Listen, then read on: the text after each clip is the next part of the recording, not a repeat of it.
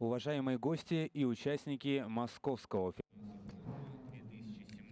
Dear guests and attendees of the Moscow Financial Forum 2017, please welcome to the first plenary session, Financial System of the 21st Century, Competitive Economy of the 21st Century, Challenges and Solutions. We ask the panelists for this session to come to the stage.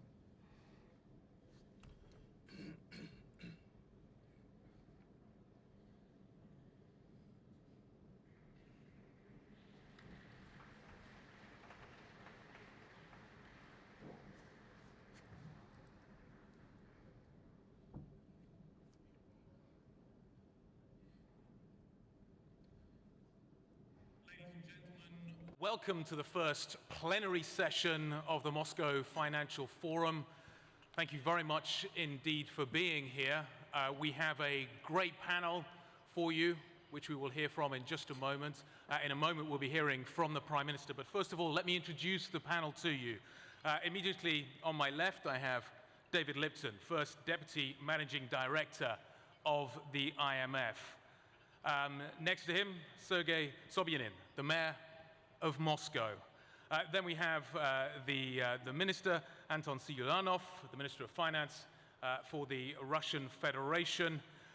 Then we have the Governor of the Russian Central Bank, Elvira Nabiulina, the Governor of the Central Bank of the Russian Federation. Председатель Центрального банка Российской Федерации, и слева от нее у нас вице-президент Всемирного банка по региону Европы и Центральной Азии и Сирил Муллер. Председатель правительства Российской Федерации Prime Minister of the Russian Federation Dmitry Medvedev.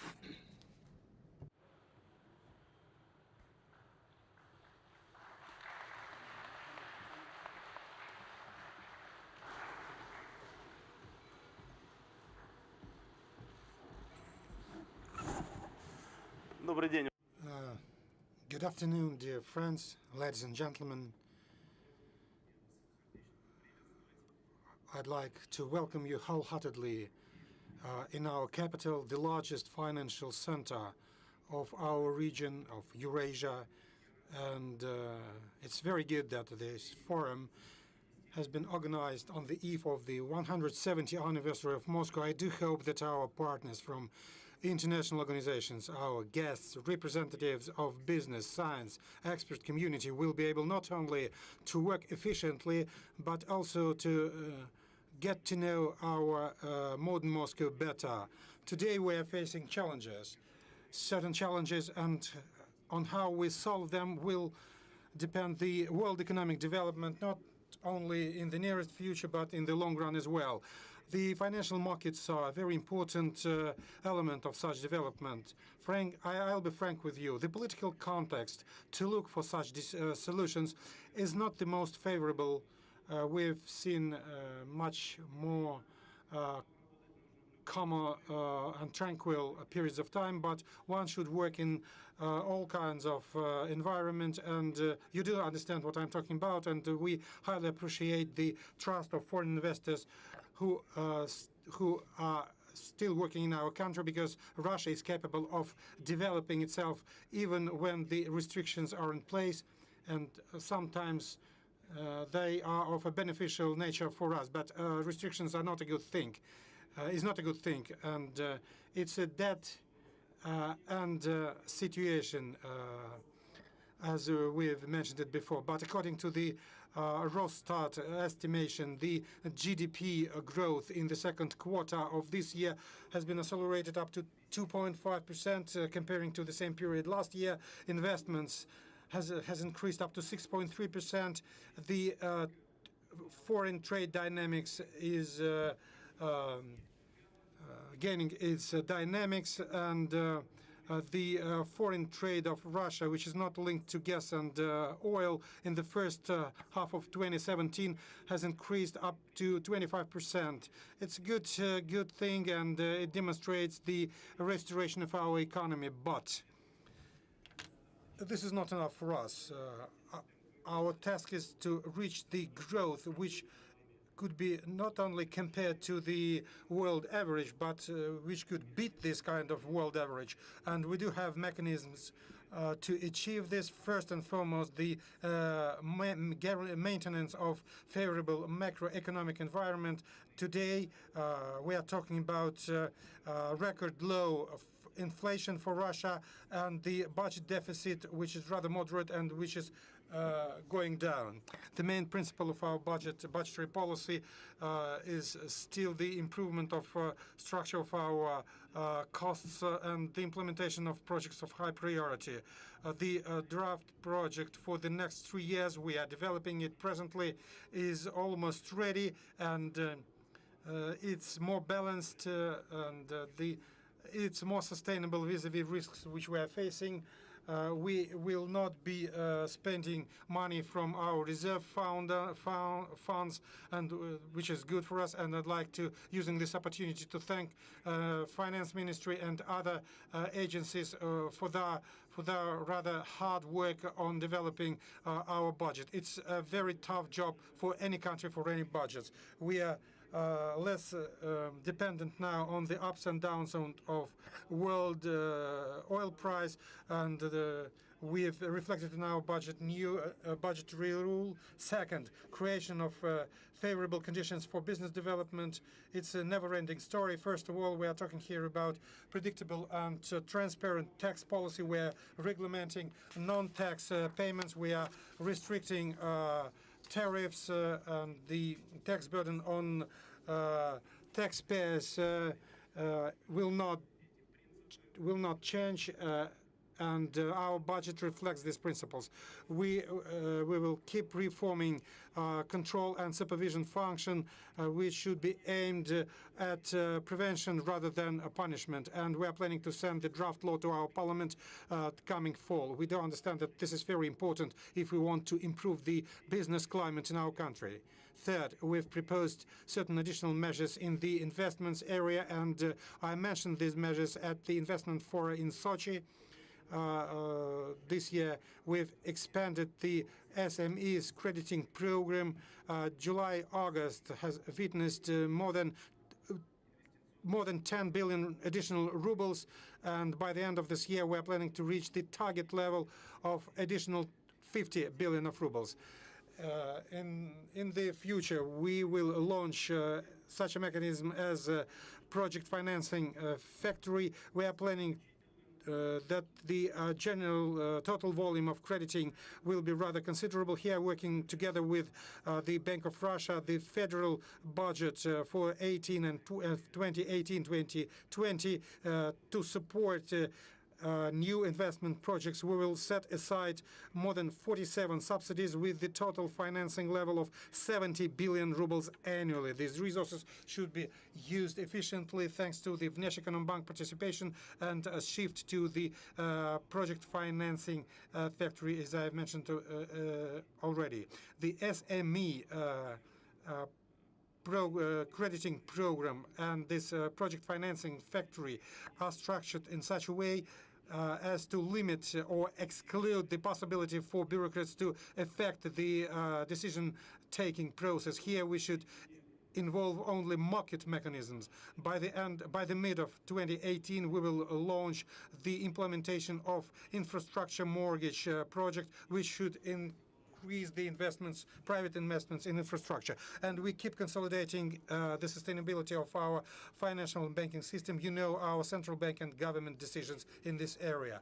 A very important factor of development has to do with new technologies. Recently, we've adopted the digital economy program, which covers all areas of our life. We are going to discuss this agenda at the Open Innovations Forum, which will take place in December in Skolkovo, and I invite all of you to participate in this forum. But one should understand that digital formats in our country, same like all over the world, has to do not only with a huge leap forward, but also with new challenges. And financial sector is a good example of that.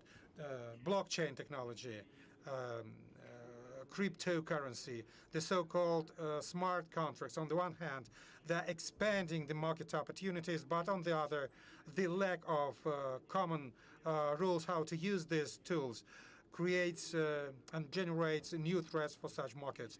That's why today global biggest banks are getting in agreement with each other how to work together, and Russian banking community is following suit. Yet another example of such new challenges. Technological transformation could lead not only to a leap forward when it comes to labor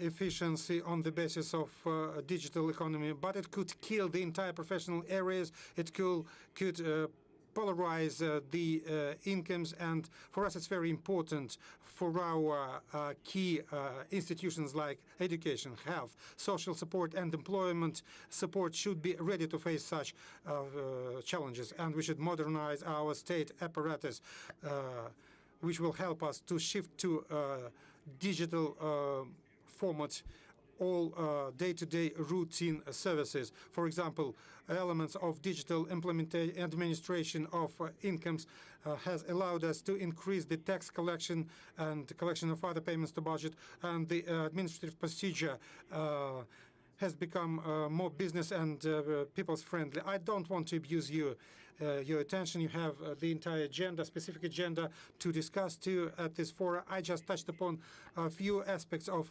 challenges we are facing. I do know that the forum is discussing and keep discussing possible challenges which we are facing when it comes to regional and interbudgetary politics in the insurance and debt markets, federal procurement and treasury-based budget execution. I do hope that your discussion will be lead you to specific results, and your ideas and proposals will help us to make our approaches closer for the benefit of financial sector and for the entire society. And I'd like to congratulate you with the Day of Financial Expert, which we are marking today. I'm glad that I took that decision back in 2011. I wish you success. Thank you.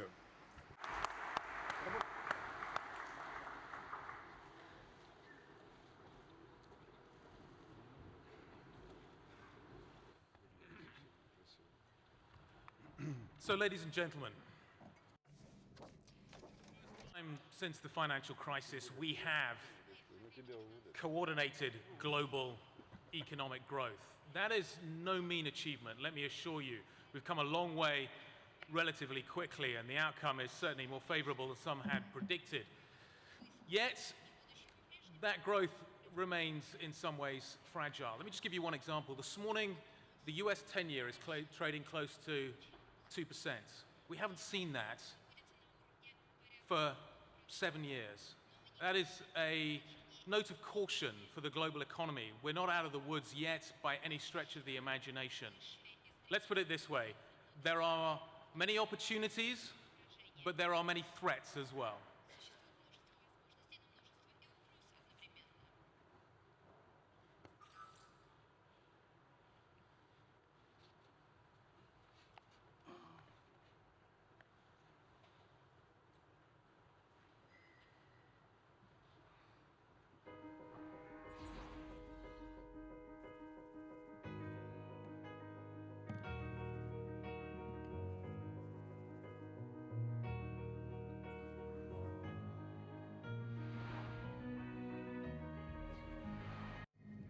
(2017) threats or opportunities: international trade, trade barriers, deglobalization, or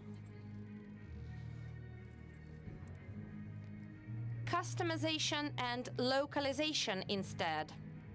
Demography, age,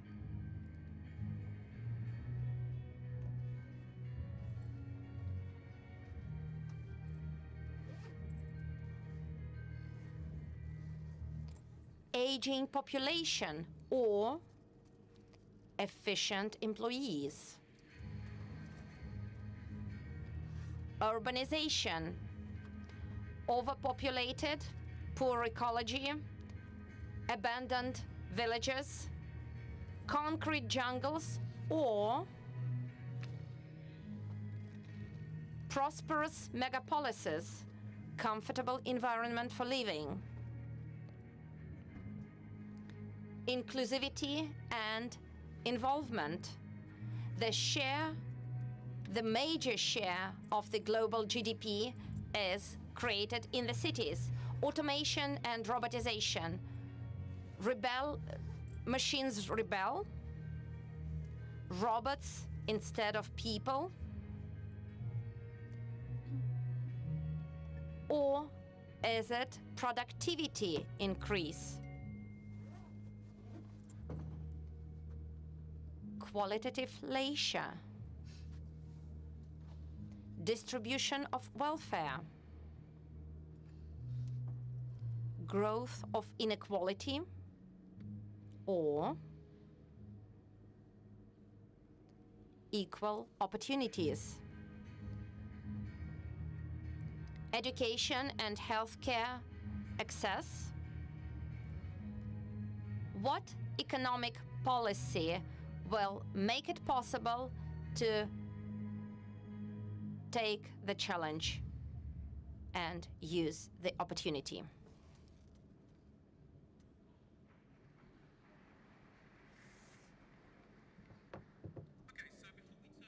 Some of the specific challenges that the Prime Minister mentioned and the video looked at as well. I've got a general question for the Minister. This time last year, in this panel, there was, Minister, a definite feeling of uncertainty. I'm just wondering, 1 year on, whether or not you're feeling more optimistic.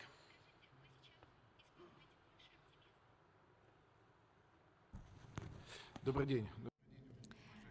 Good afternoon, dear friends and colleagues. Yes, indeed. If we recall the previous year, the uncertainty was high. We had many challenges, and it was not quite clear how the global economy should react to those, as well as Russia. However, as we see today, the situation became more or less forecastable. The situation has improved.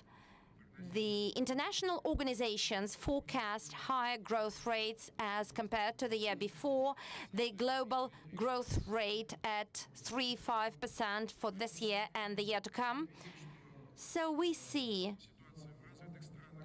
the situation in the developed countries as stable, no matter that they do not have any signs of overheated economy, which we expected to see last year. We see relatively low inflation, low interest rates, low unemployment rate does not push the salaries down. So in general, the situation in the developed countries is fairly stable.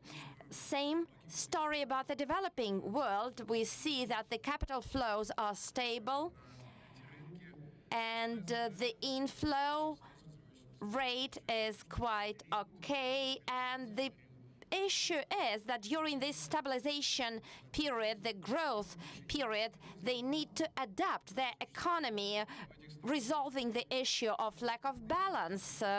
It's a matter of harvesting the fruits of the global economy growth, overcoming the problems that companies with the developing economies face. However, Russia has considerably improved its forecasts, and next year we plan to have growth beyond 2% and subsequently to go beyond those 2%. Our main goal is to increase the private demand as well as private investment, and that grows. In Q1, it's plus 6%. Investment grows same as salaries and wages. So the economy of Russia is stabilizing, and all that we see at the background of rigid financial policy and monetary and crediting policy. Actually, they criticized that for that, stating that there was no need for it. However, we defended a different concept when, by means of balanced budgeting policy, we generate possibilities for private investing, and we see the result. Now we see our goal in further stimulating this process. The matter is that the macroeconomic problems, they were perceived as secondary. We should be less preoccupied by the oil prices. We should care less about the exchange rate announced by the mass media. Together with the central bank, we do all possible in order to improve the forecastability in macroeconomic indicators, in monetary indicators, providing for the stable environment for business. And taking this positive rate of the global economy development, it's now time to pursue internal reforms, overcoming the current growth rate of 1.2%. Our goal should be at the level of the global economy growth rate, 3.5, 3.6%, and only with the reforms currently drafted by the government of the Russian Federation, so that we have legislative changes effective next year. Only then may we achieve sustainable growth, and Russia may add to ensuring the global economy growth too. We should use this impetus and make the necessary decisions in the upcoming future.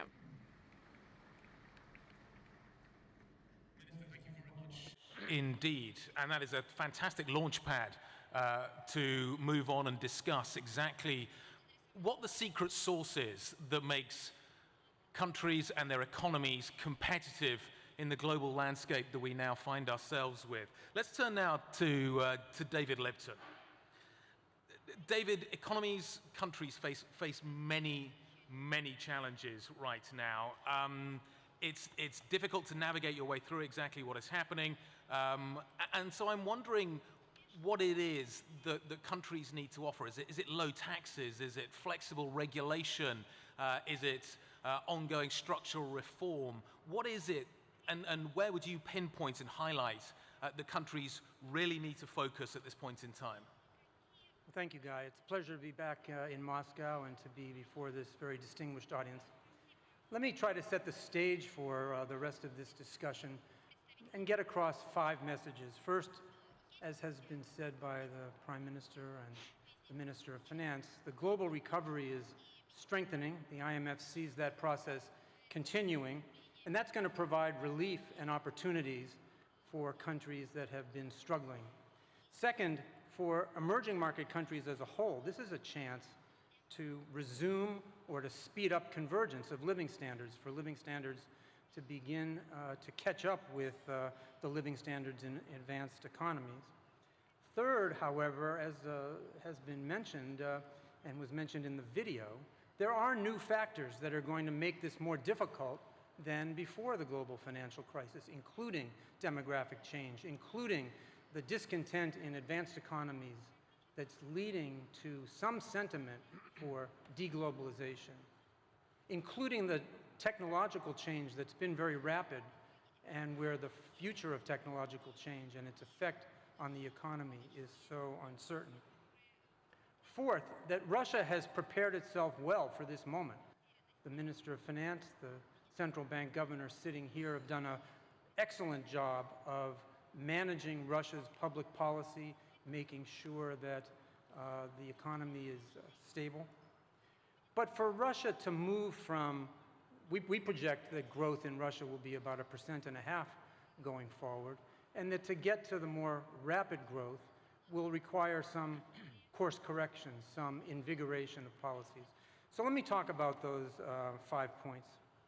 First, the global recovery is gaining ground, as has been said. It's broadening. It's across advanced economies and emerging market economies. It's coming from a pickup not just of consumption, but some recovery of investment. And with that, finally, trade is resuming growth. It's growing faster than GDP growth, the pattern we saw before the global financial crisis, and that's happening as investment picks up. Now, it's not that there are no risks. There are, we think, balanced risks. There's a risk that the economy will pick up further. There's a risk that some of the financial vulnerabilities and the leverage that's built up over the last years could cause problems and slow growth. So it is an uncertain environment. But this does create new opportunities for countries. For EM countries, the chance is to resume more rapid convergence. By convergence, I mean that growth would have to be faster in emerging market countries than advanced economies for living standards to catch up. Now, we think that's going to be the case. We project that emerging market economies will grow at about between 3.5% and 4% in the next 5 years, where advanced economies will be growing about 1.5%. So that means that emerging market countries will be catching up by about 2 points a year. But that pattern is really uneven across countries. Of course, China and India are growing 4 or 5 points faster than emerging market countries, and many emerging market countries, than advanced economies, many emerging market economies are growing much more slowly, and some are not converging. There's a pattern that's emerging, which is that fuel exporting countries, of which Russia is one, are growing not much faster than advanced economies, and fuel importing countries are projected to grow much more rapidly. So a question for Russia is whether it can break away from the pack, away from the destiny of fuel exporting countries. But in any case, there's an opportunity for those emerging market countries that can make mid-course corrections, find ways to boost productivity, to import technologies, to make good use of them, to accelerate and begin a process of conversion. I think in 10 or 20 years, we'll look back on this moment and we'll be able to separate emerging market countries into those that took advantage of this situation, of this moment, to intensify reform and to grapple with this challenge, and those that saw the recovery of the global economy as an opportunity just to relax. Now, all of these challenges are more difficult because of the new risks that I mentioned: technological change, demographic change, the risks of deglobalization, and those will all have to be dealt with. Well, what does all this mean for Russia? As I said, Russia's poised very well because of the policies carried out by this government. Russia dealt with the difficulties of the last decade very well, minimized damage, kept the economy stable. Russia is at one of the lowest inflation points it's had. It has a stable currency. It's really poised well. But if you ask what's going to happen in the future, I think convergence, rapidly rising living standards in Russia will require important additional effort. Russia's, the decade before the financial crisis, Russia's per capita income in purchasing power parity terms went from 37% of the Eurozone level to 63%. During the last very difficult decade, both Europe stagnated and Russia stagnated, and so that ratio really hasn't improved, and convergence really has been stalled. What will it take for Russia to converge? For Russia to reach Eurozone living standards, if the Eurozone grows at 1.5%, Russia would have to grow by about 1.5% faster than Europe, so by about 3%. To do that in half a generation, in 15 years, Russia would have to grow by 3% faster than Russia, so about 4.5%. Those should be the goals that Russia thinks about when it calibrates its policies. What should it do? Well, much has been said in the debate about how to accelerate growth in Russia. Really, that's what this conference, in a way, is all about. One of the subjects that's gotten a lot of discussion is diversification, how to move away from being as dependent on energy and minerals as it's been, how to create a better business environment to be more supportive of investment. And you know, there's been a lot of talk. I think there's, in essence, agreement on the subject matter, but it is an unfinished agenda. The policies to do that are not yet in place. I think there's one area, let me close by saying, I think there's one area that doesn't get enough attention, and that's because it's a politically sensitive subject, and that is the role of the state and the role of the private sector. The role of the state remains very important in Russia, and the dividing line between the state and the private sector is what you might call one with fuzzy boundaries. And I think it's important in an ever-changing world that the private sector be free to grow, free to react. It's going to be more agile than the state sector. If Russia's going to contend with the challenges that I mentioned earlier, if it's going to make the most of technological change, I think Russia needs to focus on creating a stronger private sector. And I hope to have some chance later on to talk about the links between technological change and private sector vitality. Thank you. David, thank you very much indeed. Interesting points being made, and as David says, a critical point in time, maybe for many economies around the world. Cyril Muller, let me turn to you. One of the questions that I'm constantly facing on a almost day-by-day basis is the productivity puzzle. How do economies with aging populations maintain or improve productivity? And how do we make sure that the balance across the demographic divide, the age divide is a balanced one? How do we make this happen, and how do we make it a fair transition from youth into old age, and how do we solve this productivity puzzle? Well, thank you very much. First, very pleased to be here today. You're asking me a very easy question. I think it's one of the puzzle of today's age. But I'd like to share a few thoughts with the audience today. One in which we look at it through two different lenses.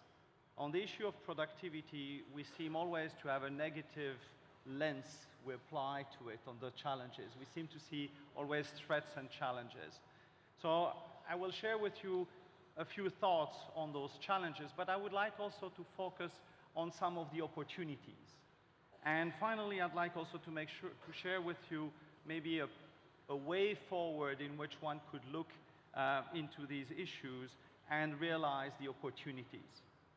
First, and I think it is very much on the minds of many policymakers in Russia, is aging of the population in this country, and the potential reduction in the labor force is a major medium-term challenge. And Russia's population, like will be also the case in OECD countries, will decrease significantly over the next few decades.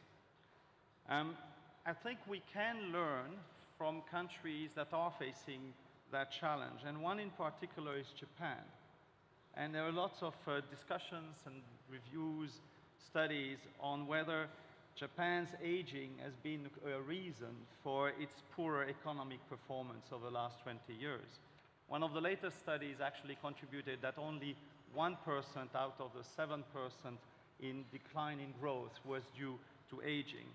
But on the other hand, if you look at Japan also, it shows that it may be a significant challenge because Japan has been facing this issue for 20 years and does not seem to be able to extract itself from the challenge.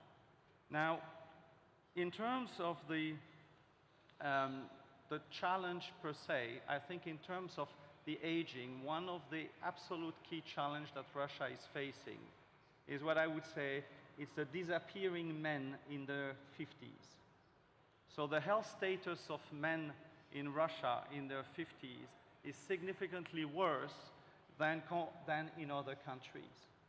And I think this element is core, which means that how to improve the health status of the population has to be part of any strategy of using aging as an opportunity rather than as a threat.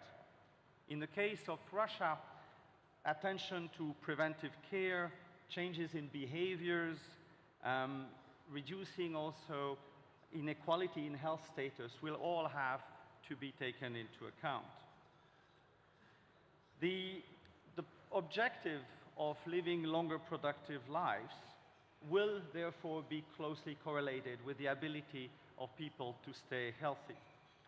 But not only, it will also mean changes in the workplace, also changing potentially physically the workplace and how work is being considered.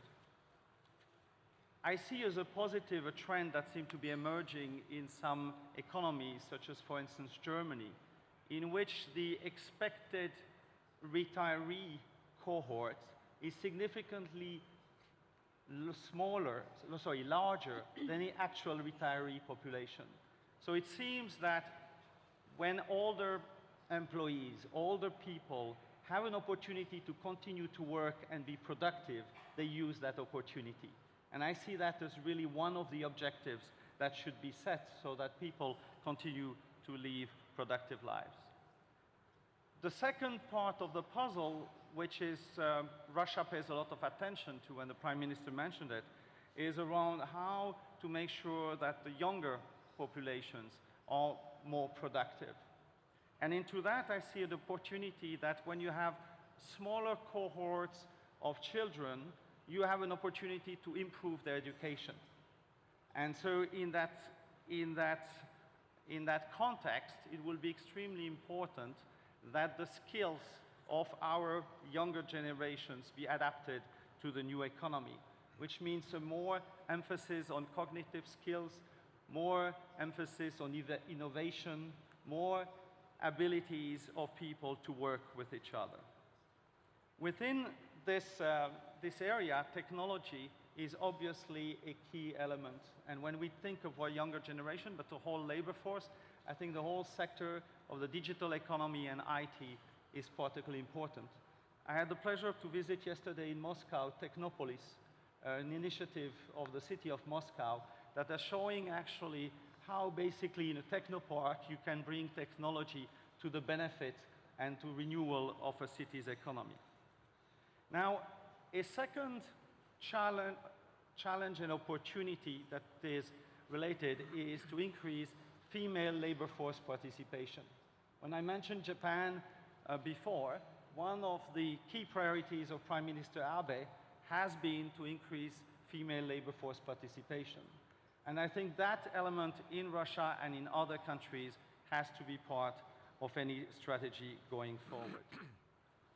Now, when we mention younger population, I think there is one factor that we need to, as policymakers, also to focus on, is that younger people are twice as unemployed as the rest of the labor force.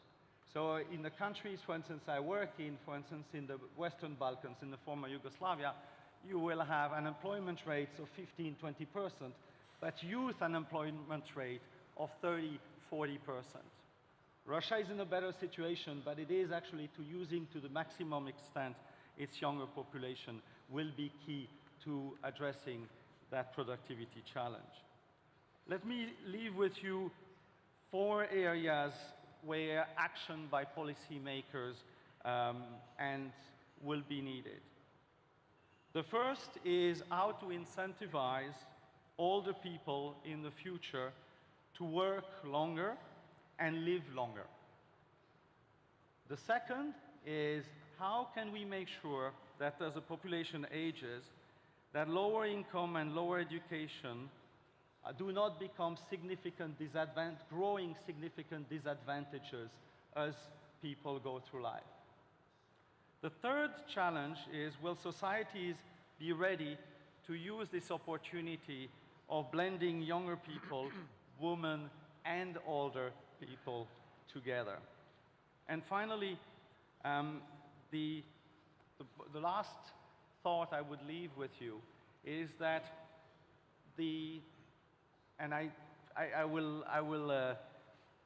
I'll try, maybe I'm showing my age into that.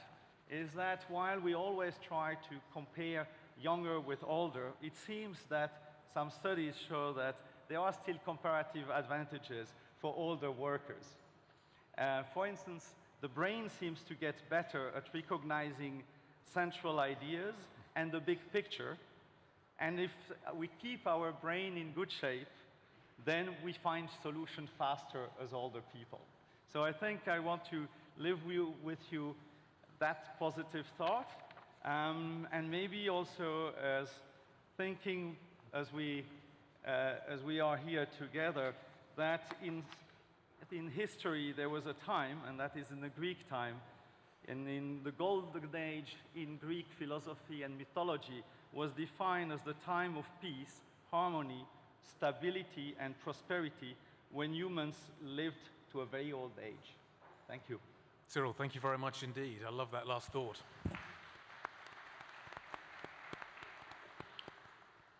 Let's turn to the building blocks now of economic growth going forward, and I'm talking here about cities. My boss, Mike Bloomberg, the former mayor of New York, is extremely passionate about this subject and is certainly worth listening to, I can assure you, on the matter. So Sergei Sobyanin, let me turn to you and talk a little bit about cities. Cities are the economic driver going forward. They bring together creative capital. They are fantastic places. But how do we maintain the balance between making them great places to work and great places to live?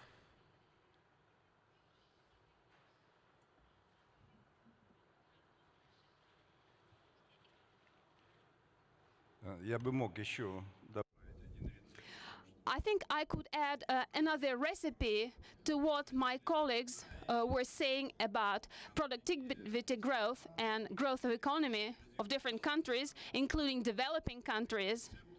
So one of those recipes is growing the number of cities, developing big conglomerates. Big conglomerates demonstrate productivity compared to rural areas or areas where we have a lot of old industrial cities. In Russia, the potential of that, where the population, the productivity of population is not low, is about 30 million people. So maybe we'll just leave the retirees alone and look at the people who are strong, young, full of energy, but still cannot find a good job for themselves. But for those conglomerates to grow and be real locomotives of economic growth for the stable future, it is important to develop those conglomerates. What do I mean? First of all, effective use of territories of land. We should not leave behind desolate industrial areas or desolate buildings, residential areas. We need to maintain those conglomerates, maintain the infrastructure, otherwise those massive land areas will hinder economic development. The second important area we should keep in mind is integrated development of transport infrastructure.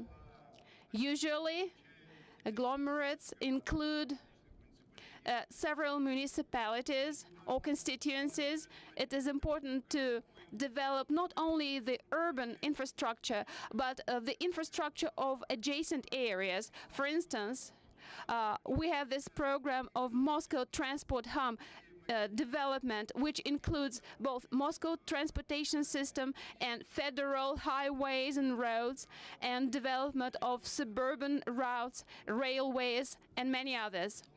So it's the full scope that needs to be developed. The next thing is develop social infrastructure, which has already been mentioned: education, healthcare. It needs to be the best in the country and in the world. then the effect of agglomerate development will be unsurpassable. You may say, this is all very well, but where do we get the resources for this development? Let me tell you that we must consider budget planning, city finances, not only from the point of view of today, but from the point of view of the future. In any budget of a big city, there is at least 30% of resources that should be invested in development. Otherwise, the city will stagnate and the economy growth rate will slow down. The quality of life will deteriorate. So what I mean is we shouldn't think only about today, but we need to think strategically about the future.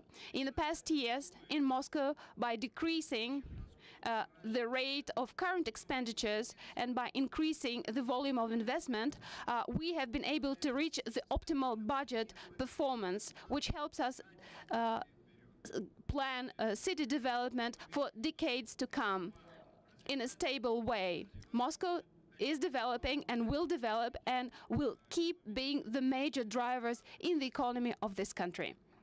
Thank you. Let me follow up, if I can, just on that very subject. You're sitting next to the Minister of Finance. So I'm wondering how budgets work from central government and cities, and how we maintain a balance that allows cities to have a growth prospect at the same time as fitting in to the wider country. How does that balance work, Mr. Mayor?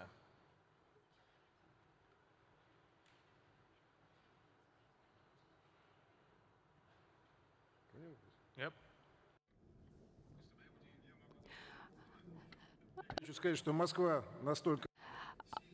Let me add one thing. Moscow is so strong in terms of finances. Well, it can actually loan to the federal budget. Well, I can spend all the money so that nothing will remain. But to be serious, Moscow is one of the biggest and most powerful constituencies of the Russian Federation in terms of the budget. Here we have a concentration of financial institutions. Here we have major holding companies registered, including raw material holdings. We have a concentration of highly skilled professionals with high salaries. So Moscow attracts big companies and strong professionals, which generates more revenues for this constituency of the Russian Federation. How do we do this? We create better infrastructure, we create better social support, engineering infrastructure. All this attracts the best people, the best companies to Moscow. Eventually, it develops the region and provides higher growth rate of Moscow compared to other cities, other places of Russia. Therefore, the city policy, the city as a city with great investment appeal is very important because it provides new jobs, new revenues, better welfare for the citizens who live in the city. Let me add, if you allow me, I should say that the budget of Moscow is directly proportionate to the gross regional product. So what I'm trying to say is that we don't take anything from other regions. Yes, there is a high concentration of oil and gas revenues, but with the help of the Ministry of Finance and the federal law, Moscow has gotten rid of the oil and gas revenues. So the other tax revenues, they are in proportion with the number of employees and the assets that Moscow has. So what I'm trying to say is that Moscow is not taking anything from anyone. At the same time, saying that Moscow concentrates something here at the expense of other regions is erroneous, is an erroneous position. Moscow creates 3.5 million jobs across Russia through trade exchange and consumption of resources. Over 2.5 trillion rubles are redistributed. So this money goes to the government budget, to the federal budget, by doing this, it balances the revenues of other regions. Every 10th ruble in the pension fund and in the Medicare fund, this is the ruble paid by the Moscow citizens. So what is going on? The revenues are being redistributed, and a lot of money is generated in Moscow supports regions. Moscow does not compete with the Russian regions. Moscow competes with other cities of the world. Imagine we do not have Moscow with that level of educational potential, economic potential. Then we would see the outflow of investment from Russia, and it would be huge. All major big cities compete with each other, so Moscow competes with the leading cities of the world. And we are the forepost of Russia, and I'm sure my colleagues from the government will support our vision and our ideology. We would like to take some of the resources from Moscow, of course. We see that Moscow does have some reserves, some fat, as we say, but we don't do this, but we see how efficient those resources are expended. And we see that revenues go into development, improvement of living standards of the citizens. So we would like to create similar conditions, similar environments in other big cities. And this is the goal of mayors of other big cities and Russian constituencies. So Moscow sets a good example to Russia. Yes, I fully agree with that. Thank you. Sorry. Let's turn to one of Moscow's certainly significant roles, and that's the financial sector. A healthy and well-capitalized financial sector, a big prerequisite for long-term financing and critical for infrastructure spending. Elvira Nabiulina, let me turn to the central bank. Let me get some ideas from you. We're 10 years on from the financial crisis. Financial reform has been something that has been a big part of the recovery from that process. Janet Yellen, speaking recently at Jackson Hole, warned about the risks of rolling some of that financial regulation back. What is your assessment of where global financial reforms are at the moment and where regulation is? How do you see us positioned at the moment?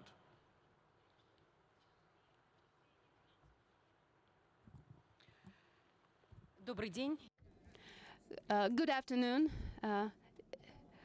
dear forum participants. Indeed, in response to the global financial crisis, which began 10 years ago, we have developed a rather radical agenda of changes in the financial regulation today.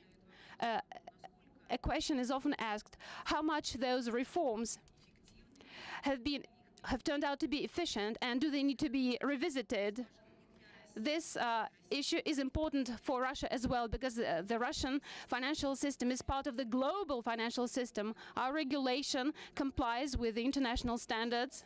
By our estimates, the outcome of those measures that we took, and those measures were aimed at improvement of liquidity of the financial institutions and the banking, regulation of the socially important institutions, improving transparency of the market of derivatives, restraining the regulatory arbitrage. All these reforms have led to better stability of the global finances overall. And we see from the feedback of the global financial markets, We see that uncertainty and global political risk like Brexit, what we see is that regulators have managed to react to those uncertainties, to the objective level of uncertainty. In our opinion, we shouldn't take a step back or revisit the major principles of those reforms. We need to remember the lessons of the previous crisis, although it began 10 years ago. But human memory tends to forget lessons of life. But in the first place, the crisis became a result of excessive deregulation when regulators ignored risks. Secondly, the crisis identified the level of globalization of financial markets. No jurisdiction can avoid the impacts of any developments that take part in different parts of the world. And thirdly, and most importantly, is the questions of financial stability. It is important to take decisions when the risks of financial stability appear, but before that, when the cycle of this stability only begins. So we are looking at economic growth. We're looking to economy taking momentum. So the regulators, on the one hand, need to restrain this growth when we see it may overheat finances and economy, because when the risks are already in place, it's too late to react. So financial stability is a priority for us.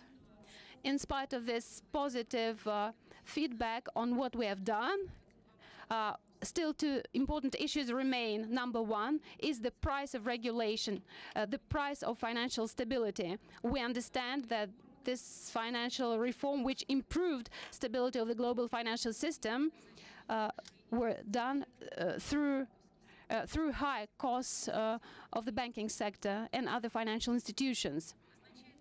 Does this mean that we need to stop this? Not at all, in our opinion. We probably need to adjust a little bit the general course, but we need to pay more attention on the regulatory arbitrage. We see that this regulation has caused activation of financial sectors with less regulation. Financial technologies are developing rapidly. So the second issue associated with it is that the regulation that was created and the reforms that have been done, yes, they did address the risks that led to the crisis 2008, 2007, but will they address the risks of the future? In my opinion, no. We believe those risks have technological roots, not economic roots. Yes, we talk a lot about the benefits of new technologies, and I agree with that. At the same time, we see risks occurring. As a regulator, we need to think about risks and foresee them and prevent them. A lot of new technologies are key there. For example, let's take cryptocurrencies. We saw very little growth for some time, but today we see it looks like golden fever. And many people see that and think that using new technology, it is possible to generate profit easily. But we do see a lot of risks in that as well. Let me emphasize this. The anonymity of transactions, for instance, or was maybe misused to fund terror activities and many others. The second risk of cryptocurrency is if they are used as a means to pay for services and products. This may disrupt monetary circulation, so we will not allow this in terms of cryptocurrency use. And the third approach is to consider cryptocurrency as a foreign currency, as dollars and other hard currency. But when we understand that there are central banks and economies behind every hard currency, we cannot say this about cryptocurrencies. So as we regulate those new phenomena with growth potential associated with technologies, but at the same time has risks, we look at it very seriously and think of how we should control and regulate those technologies, those digital assets. Having said this, we shouldn't limit the development of the technologies. Those technologies that are used, they provide a lot of benefits, like blockchain, for example, and together with the market players, we try to learn more about them to understand whether they can produce positive effect and cut costs of the financial sector and eventually support financial growth.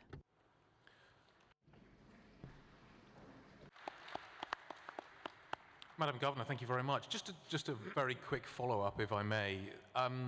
Since taking office, you have rationalized, consolidated, in some cases nationalized, significant portions of the banking sector here in Russia. Just very briefly, how do we ensure going forward from here that we have a banking sector suited to the needs of the Russian economy and internally sort of competitive to provide sort of innovation, some of the innovation that you've just been talking about?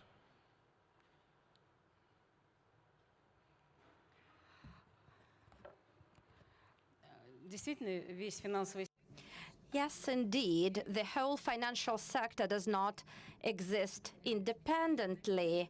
It's the basis for economic growth, and the level of competition is an important prerequisite so that the financial sector works properly, and the central bank pays a lot of attention to the competition development. That's why we implement proportional regulation, which allows medium and smaller banks to develop, making the whole mechanism more stable. As for the question that you asked about the state share in the sector, that may be the sign of your concern about the recent steps undertaken, the bailout for a major bank. I should say here that we shall not promote the growth of the state sector in banking. We used the bailout mechanism, which was aimed at sorting out the bank problems quickly, deconsolidate it, work out a business model that shall be transparent in terms of income generation, that will be transparent for the investors, and then offer this for the private. You may ask a question: where do you find such a major buyer for such a bank? But still, in the first part of the question, when you spoke about the challenges of the global financial markets and reforming of such, much attention was on systemic credit organizations. We do have a problem here in Russia, by all means, so we increase our requirement to capital, to equity, to system liquidity, though people do not like that. Surveillance increases. You may know that in many forums, banks complain about us doing surveillance online, and will continue doing so. But it does not mean at the same time that if a systemically important credit organization, due to their expansion and mistakes made in risk management, we will not close eyes to the problems and will interfere if needed. The mechanism established allows us to offset the challenges even of major banks without risking the stability of the overall financial system. But of course, we'll do pay more attention not just to the assessment of financial indicators, but to the quality of risk management, especially when it comes to systemically important banks, and will promote competition so that the financial sector becomes a genuine factor of the economic development. Digitization, innovation, technology are themes that are running through this conference. We've got a fantastic panel that is going to follow this one, that is going to delve more deeply into that subject. But David Lipton, just in a couple of minutes, because time is short and there's so much that we need to discuss, how do we take advantage? What are the opportunities that exist here?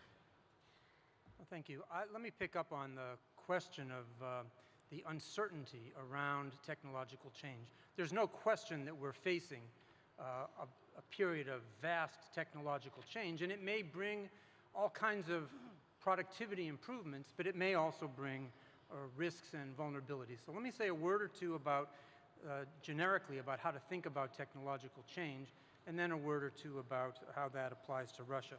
I'd say there are several big questions about how technological change is going to affect economies. We're seeing already some cases where technologies are making capital goods more valuable, cheaper, and therefore capital is being used to replace labor. And either that puts downward pressure on wages or it actually puts people out of work. And the more Russia's wages rise, as was described earlier, is happening, the more incentive there'll be to replace a person with a machine. And that's something that's already happening in advanced economies, but will be soon happening in emerging market economies as wages go up. At the same time, we see some technologies that are complementary rather than substitutes. They make workers more effective. A worker with a smartphone, a worker with technology may be more effective. And so we may see, in some cases, technology that's good for workers. We see, and this comes to Elvira Nabiulina's point, we see some technologies that may be very disruptive to incumbent financial institutions or incumbent corporations. It may be that if banks or if the companies in financial infrastructure don't move to distributed ledger blockchain technologies, the efficiencies of those technologies may lead someone else to create an entity that wipes out the profitability of a big bank or of infrastructure, financial infrastructure, or may affect the profitability of existing companies. And so how a country reacts to disruption may be a big deal. And then there's the age-old question of whether technological change really puts people out of work or not. Every time there's a round of technological change, there's a worry that it displaces workers because you can make more output with fewer workers. But it's never really happened. What actually happens is the technological change raises productivity, it leads to more wealth, which leads to more demand, which leads to new jobs being created outside of the area where the technological change is being implemented. But there's no guarantee that that will happen this time. So there are many of uncertainties, and the question is, how should governments prepare for this, not really knowing what's around the corner? In essence, it's like driving through the fog. I think Russia is well poised in one respect for a period of rapid technological change because it has a very strong scientific and technical capability and universities that generate an awful lot of highly qualified people. But I think Russia has some risks from another standpoint. And to me, Russian history is a cautionary tale. And that is, if you think back to the 1800s, the mid-1800s, Russia was very worried at the dawn of the Industrial Revolution that allowing private corporations to be responsible for harnessing growth was very unsafe, that they perhaps might not do a good job, that they couldn't build the railroads, or that private corporations might steal people's money, raise money through bond issuances or equity issuances, steal the money and go away. And so there was a reluctance to charter corporations, a reluctance to trust the private sector. And in essence, Russia, for the most part, missed out on the Industrial Revolution. And now Russia faces the question of whether state capitalism is the right framing for dealing with the technological change that's coming right now. There's no question that it can play an important role. It provides the education. It provides a lot of capital. It can clearly provide some institutes and centers for important initiatives like nanotechnology. But I think if there's not a vibrant private sector, and not a private sector where investors can believe that if they put all of their life savings and all of their work into entrepreneurship and into investment, and if they're successful, that they'll get to keep the proceeds of their investments. I think what you'll lose is the agility, the adaptiveness, the innovation that will be necessary for capturing the opportunities that exist in the coming technological revolution. Thank you, David. I'm going to draw this session to a close. I'm not going to, no, not quite yet. We've got a final word that's still to come. Minister Siluanov, I've heard today from the World Bank talk of need for spending on healthcare to make sure that our aging population is still productive, and on our youth to make sure that they are educated and able to take part actively in the economy. I've heard from the mayor of Moscow for the need for infrastructure spending and the need to make cities dynamic engines of growth going forwards. It's been a fantastic panel. I've been drawing up a list, and excuse my Russian here for a moment, but I'm going to attempt some. Budgetnia zayavki, a budget list of requirements coming through. I hope I haven't mispronounced that too horribly. How do the magic scales work that allow you to balance all of these competing forces that are going to be so critical going forward for the Russian economy?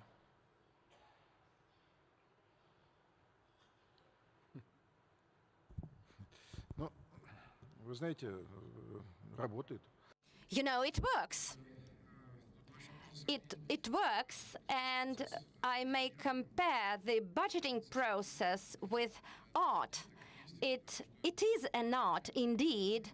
It's like a sculptor who cuts away the redundancies, making a wonderful sculpture out of a piece of marble, and the Ministry of Finance does the same. When we come across a need, when we see suggestions, we consider suggestions of our colleagues from other ministries and institutions, we must just cut off what is redundant, what is not needed, keeping only what is really demanded by life, what really influences the life, what is needed to increase the payout, its investment in human capital, and we postpone the rest to a later time. So this is an art of finding what is needed,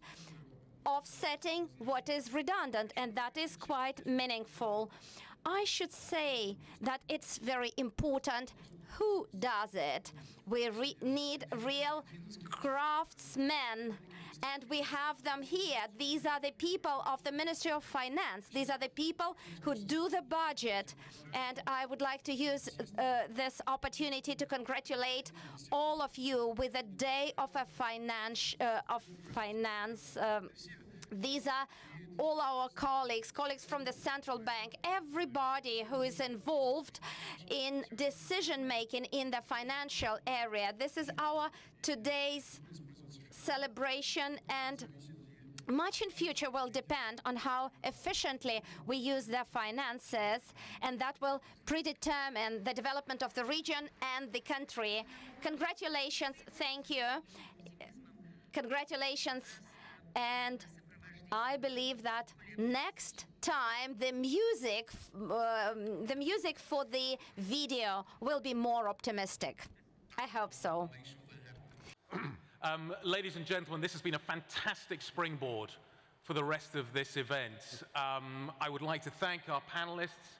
I think it has launched this program off with so many ideas and so many opportunities to think now. So ladies and gentlemen, the panel, thank you very much indeed.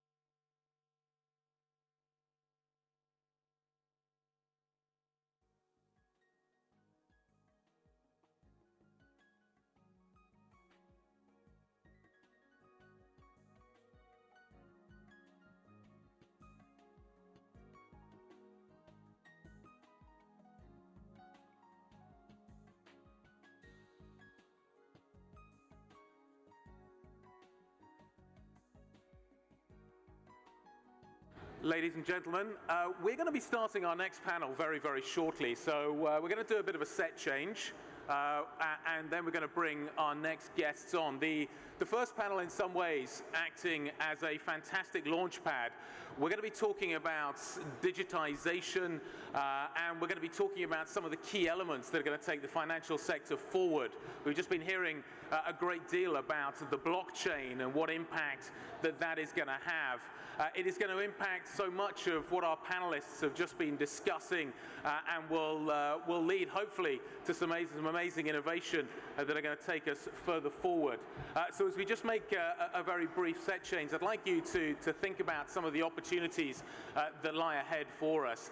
Digitization, the opportunity that provides for the financial sector is going to change the world in which we live in such dramatic form. It's going to allow us to access almost instantaneously data about the way that the economy is working. The governor of the central bank talking so much about cryptocurrencies and the threats and the opportunities that they pose. So our next panel is going to be focusing there. But just to dwell a moment on what we just heard as well, and the threats and the opportunities that lie in front of us. It was fascinating to hear from the World Bank talking about the challenges that we face at either end of the demographic spectrum. The opportunity to make sure that as our population ages, that we make sure that it remains productive. But as we maybe face a smaller, younger generation, that provides an opportunity as well. It gives us an opportunity to maybe educate that population, that younger population, a little bit more, and allows that younger population to maybe bear a slightly heavier burden going forward. But digitalization is going to be a critical part of all of this. So the next panel is going to be focusing very much upon that. So my colleague and Bloomberg's Russia Bureau Chief, Tori Clark, is going to be leading that conversation. I have to say, joining the dots remains as challenging as ever. And it's so nice that I've had the opportunity to come here representing Bloomberg. It's so nice that Tori has the opportunity to represent Bloomberg as well. I'd just like to say as well, in this incredibly complicated world that we find ourselves with, one tool that will certainly help you to navigate these waters is a Bloomberg terminal. So I'm just going to put that out there and make that pitch as well. It's a complicated world that we live in.